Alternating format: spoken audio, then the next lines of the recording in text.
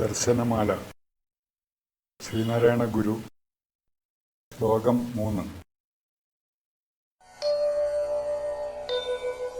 പ്രാഗുത്പത്തേരിദം സ്വസ്മിൻ വിലീനമഥ വൈസ്വതഃ ബീജാദംഗുരവത് സ്വസ്യ ശക്തിരേവാസൃജത് സ്വയം.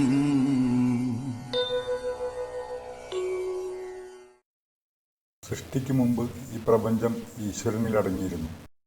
പിന്നീട് സൃഷ്ടികാലത്തിൽ വിത്തിൽ നിന്നും മുളയെന്ന പോലെ ഈശ്വരനിൽ നിന്നും തൻ്റെ ശക്തി തന്നെത്താനെ പ്രപഞ്ചത്തെ സൃഷ്ടിച്ചു.